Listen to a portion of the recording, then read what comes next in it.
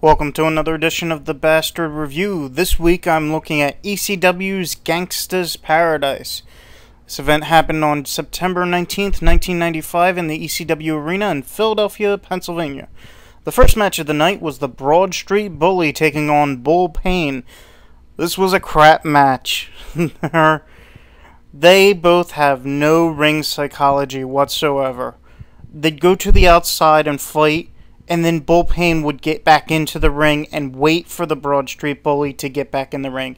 He doesn't throw him back into the ring and then try and go for a pin, which would make sense. Then Bull Payne does a superplex off the top of the ropes, and what does he do? Does he try to pin the Broad Street Bully? No, he throws him out of the ring. This was a horrible match, and I would be embarrassed to show it on television. At one point, the audience says, "You both suck," and I agree with them. I'm giving this a 2 out of 10, and that's being charitable.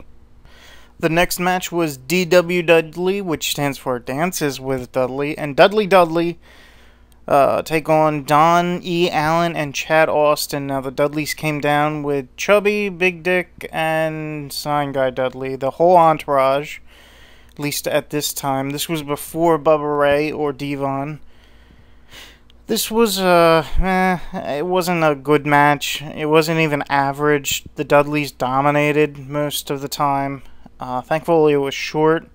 I'm going to give this a 3 out of 10. The next match was JT Smith taking on Hack Myers. Now, I like JT Smith's gimmick. He thought he had hit his head, and he thought he was Italian, and he would get riled up, or he would get the crowd riled up, and they'd start mocking him and making fun of him, and then he'd get angry and start messing up his moves. And that would only make them mock him even more. So it was a snowball effect. I liked watching him. I thought he was a great comic character. I don't know why they paired him up with Hack Myers of all people. But, you know, this match, it really didn't do it for me. It was funny to watch JT Smith mess up his moves, but, you know, and thankfully it was highlights. I would have really hated to watch this if it was like a 15-minute match. I don't know why they gave him that much time in the first place. This gets a 3 out of 10. Next up, Taz and Rick and Scott Steiner take on Jason Knight, and the Eliminators were made up of Perry Saturn and John Kronos. Now, I found out that this was another clip show. It was originally a 20-minute match that they pared down to probably about 3 or 4 minutes at the most. And I gotta wonder why. Why would they include these first 3 matches and yet cut this one down? It really ruined the match for me. The Eliminators got no offense in, at least from what I saw, and it was just disappointing. I imagine it was Rick and Scott's only appearance in ECW, and if Paul Heyman didn't want to feature them on this video, why even bother to include it on here? I'm giving this a 2 out of 10. The next match was Raven and Stevie Richards against the Pitbulls in a double dog collar 2 out of 3 falls match for the ECW World Tag Team titles. Finally, a match worth watching on this show. There were a few nice spots. Raven pile drives one of the Pitbulls through a table, and then one of the Pitbulls super bombs Stevie Richards through a table.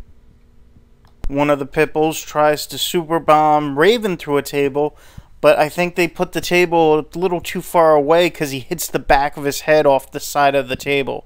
It looked really painful. The ending was kind of convoluted because there was a whole bunch of drama involving people coming down to the ring. There was Tommy Dreamer, Beulah, Bill Alfonso, Todd Gordon, and 911. It felt like a mess, but it all ironed out in the end. I'm going to give this an 8 out of 10. Up next, Rey Mysterio takes on Psychosis, and this was a really good match. It highlighted the best of Lucha Libre, the best that Mexico has to offer.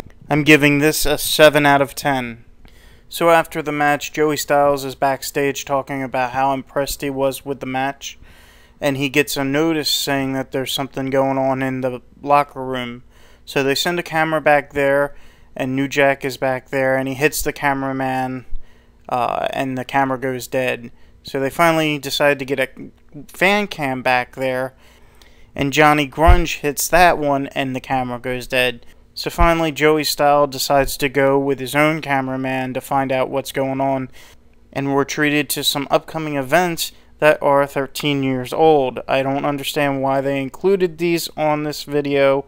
It's kind of a waste of time. But anyway, we finally get to the backstage to find out what's going on. And you've got New Jack and Johnny Grunge arguing with Rocco Rock, just looking on, and a couple of other people trying to keep them apart.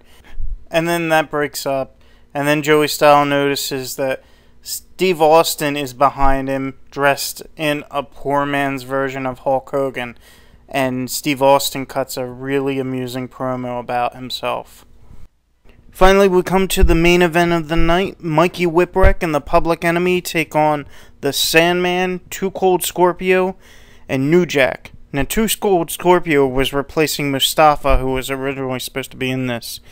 And this is a Gangstas Paradise cage match. I have no clue what that stipulation is, other than it being just a regular cage match. This was an okay match. You know how I feel about six-man tags, and this really wasn't technically a tag. I mean, there was chaos all over. At some points, they went outside of the ring. You know, what's really the point of having a cage if it's not locked and people can come and go as they please? The whole point of the cage is to keep the people inside. It really doesn't work as a six-man match either. It's just too many people in the ring. It was given a decent amount of time, and there were quite a few nice spots, but there's really nothing here that really interests me. I'm going to give this a 6 out of 10. Overall, ECW's Gangstas Paradise is abysmal. There's 2 really good matches on here. There's 4 forgettable matches on here, and a clipped match that probably would have been better if it was shown in its entirety. Should have gotten rid of the first 3 matches, and this video probably would have been better. I'm giving this a 4 out of 10. It's just not worth watching unless you're a video compilist. Please tune in to another edition of the Bastard Review when I review another wrestling DVD or video in my collection.